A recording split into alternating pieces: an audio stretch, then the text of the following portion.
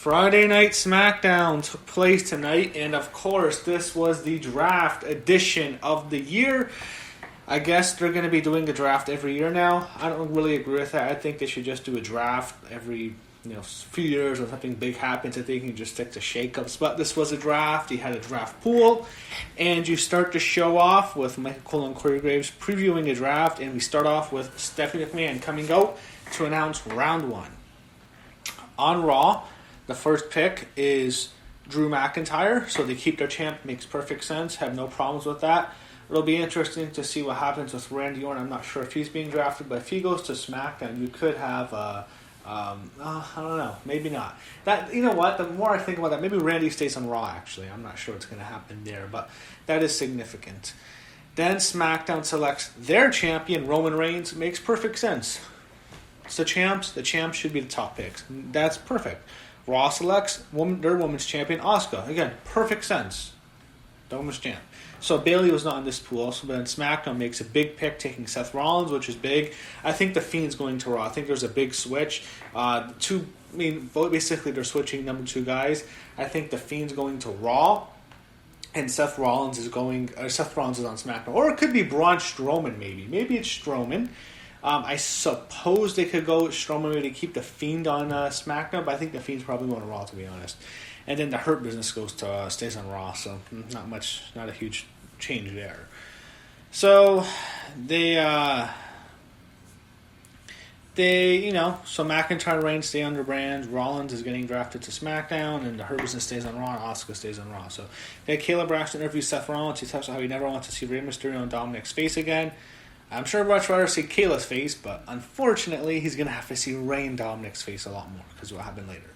They go to a street fight. Big E and Sheamus is basically a false count winner match. They had a hell of a matchup, man. One of the better ones we've seen in a while. Just basically like a throwback to the Attitude Era type street fights when they would basically fight throughout the entire arena. I wish they'd fight more. I miss those street fights when they'd go and they'd fight in the city or in the swamp. Those things are hilarious.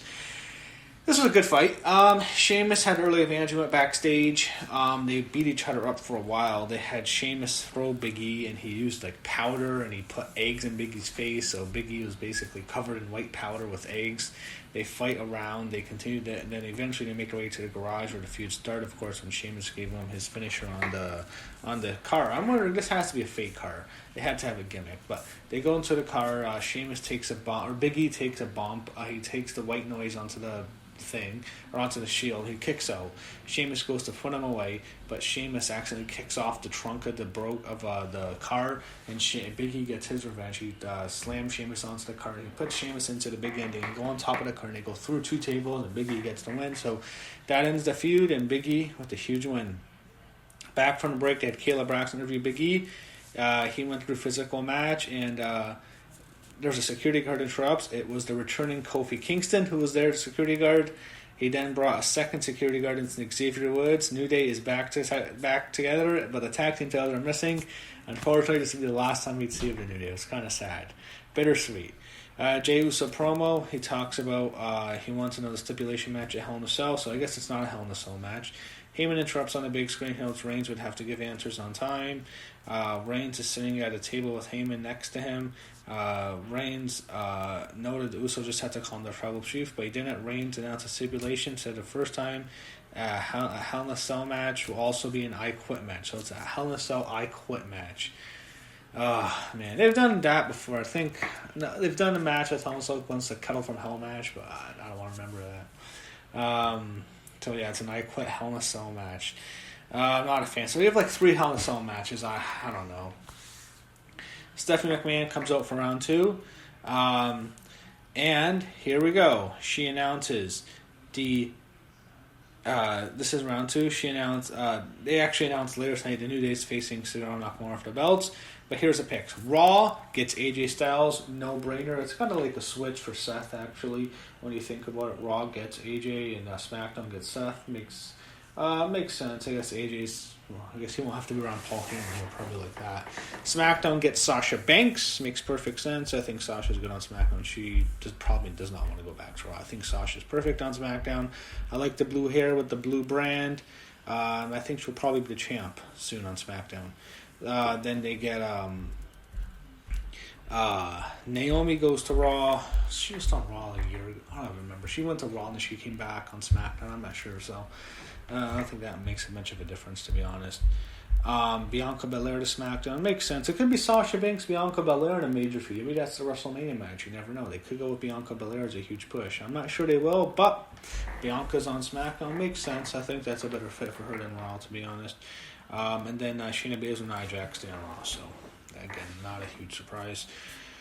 No, not a change. They had AJ Styles give an interview from his home, and he's happy he's not to be around Jeff Hardy and Sami Zayn. I think anyone's happy not being around Sami Zayn. Matt Riddle and Jeff Hardy beat Miz and Morrison. This was alright. You can kind of tell Miz and Morrison are leaving if they're going to lose to Riddle and Hardy. The big thing, of course, Miz and Morrison went on to be drafted to Raw. The big thing here was Jeff Hardy. Him and Matt Riddle get the win, and Lars Sullivan comes on to myself. You're kidding me. To bring back Lars, I thought he was gone after all the shit that happened to this guy, but he's back. I don't know. I just didn't think he was good. I think you should put him on Raw. This is not good. He beat down Miz and he beat down Morrison and Miz after he beat down Hardy and Riddle. I don't like how much they have to sell for him. Stephanie announced Lars is on the Raw draft pool, so we'll see. I think he should end up on Raw. So for Raw, you have Ricochet. I don't think they'll have Ricochet for long. I think he wants out. Jey Uso goes to SmackDown. Or I don't know what's going to happen to Jimmy. Maybe Jimmy's going to Raw. I think that'd be awful. Horrible idea, but hopefully they keep... But Jimmy was not even in the pool, so maybe he stays on SmackDown. Then you have Mandy Rose on Raw. That was pretty obvious. They should just... I don't know why they had to trade her. They could have just done it right now. Whatever. Then he had Rey Mysterio and Dominic on SmackDown. So sadly, the Seth Rollins feud has to continue. No! And then you have The Miz and John Morrison on Raw. So again, that's okay. I guess they contribute to New Day since they're going to be on there too. The only significant change was Rey and Dominic and Miz and Morrison. So that's kind of a trade there, if you will. They had Dominic and Rey excited to be there. And then they know that Sasha Banks comes out next, and Michael Cole announced that Eddie Guerrero, of course, is one of Sasha's heroes, if you never knew. This would have been his 53rd birthday today. Did not know that. I think it's 15 years and a few weeks until his death, which is just awful. So Cole points out that Bayley brings out the steel chair. That's how she injured Sasha Banks. So Bayley and Sasha for the SmackDown Women's title. Went exactly how I thought it would. I'm disappointed because I really wanted to watch Bayley and Sasha at WrestleMania. I really thought they were going to have Bayley go to Raw. She's going to take the belt with her, and then Sasha's going to win the Rumble and go beat Bayley at WrestleMania. That's how they should have done it. But that's not what we're getting. We're going to get the end of the feud in Hell in a Cell. It should have been a major WrestleMania match. It's just too bad. I wanted to see a major finale, but I think it's over at Hell in a Cell. I think Sasha Banks is going to defeat Bayley. But this wasn't really a match at all. It was just quick. It was basically Bayley gets the other side. She gets on the rope and she uses the chair on Sasha and she gets herself DQ'd. So Bayley retains the title by DQ. After the match, she hits her, goes to hit her again, then Sasha snaps, she gets down, she gets Bayley, she beats up Bayley with the chair, she kicks her ass with the chair, and she puts her head into the chair and tries to stomp on it, but then Bayley's able to escape, and Sasha's furious, and Bayley runs away. Sasha stares her down, angry, and of course this sets up the Hell in a Cell. KO's getting ready for his match, and then the Alexa Bliss approaches, which I thought was so cool, and she says, let him in. I love Alexa Bliss. She's awesome in this role. I still like her as the cute girl, but she is just amazing in this role. I think she's going to go Raw with The Fiend. Unless they keep The Fiend on SmackDown, they could do that, I suppose. But I'm not sure. I'm not sure what they're going to do with The Fiend. I think Strowman's going to Raw for sure, though. But I think The Fiend probably goes to Raw too, and I think Alexa goes to Raw with him. I think they should split Alexa and Nikki, I hope. New Day defeats Cesaro and Nakamura to win the titles. This was a good matchup here. I enjoyed it. This was solid. New Day gets the win. Of course, it was good. The kind of New Day to win. Big E celebrates with them after. Nakamura and Cesaro weren't much of a team. After the match, they celebrate as the champs. Big E's with them. They're all happy. And then round 4 starts, and Stephanie McMahon's out. She announces the first draft picks the SmackDown, or the Raw tag team, the SmackDown. Oh my God. The SmackDown tag team champions have been drafted to Raw. I expect the Street Profits on on SmackDown next week. I think they're going to switch around. I think it makes sense because Bianca Belair was just drafted. Montez Ford's married to her, so I think it makes sense to put the Street Profits on SmackDown and leave the New Day or put the New Day on Raw and just have them switch belts. But they're the champs, and of course it's the end of the New Day as SmackDown selects Big E, and it's over. The New Day's done. Kofi and Xavier are still a team, but it's over. Big E's devastated. He's in tears. The New Day are just heartbroken. It's sad, but kind of makes sense. It's kind of like, it probably was for the best, but it is. I felt bad for the guys. It really hurt them seeing it. They sold it well. It must really suck.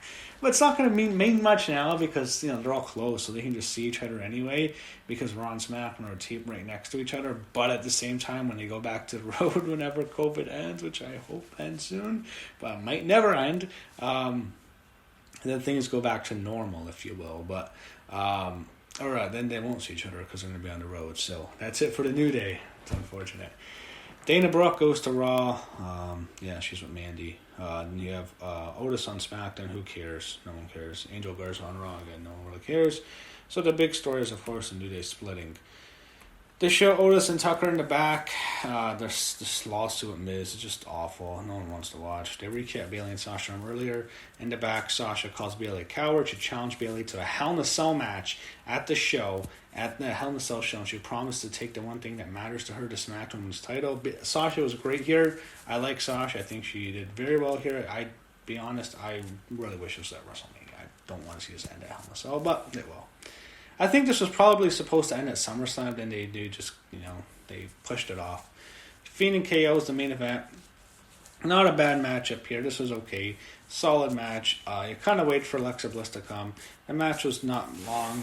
Basically, the big spot at the end is KO basically tries to do a pop-up power onto the Fiend, but he fails. He just wasn't strong enough to get him up. But he gets him up a second time, and he doesn't get him up to his shoulders, but he's able to basically do a spine buster through the table. But the Fiend knows so he comes back, puts a mandible claw, defeats KO. KO's done. 1, 2, 3. The Fiend wins. The Fiend defeats him, and then the lights go out for a while, waiting for Alexa, and they show the Fiend on the ramp with Alexa Bliss. Alexa looks into the Fiend's eyes. Alexa Bliss is just awesome here. I love Alexa Bliss. I already do love her, but man, she just did great here. She's so good in this role. They smile together, and that's how the show ends, in a creepy way.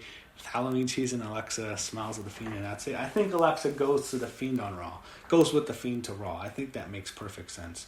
I think they could keep Alexa on SmackDown with the Fiend, but I think the Fiend's going to Raw. The big rumor was Seth to SmackDown, Fiend to Raw. I think that's it. I think the Fiend goes to her, and they have to put Alexa with him. So I think that's it. I think Nikki probably stays on SmackDown, though, but I do think that's what happens next. And that was night 1 of the draft. Night 2, the second night of the draft, takes place this Monday on Raw.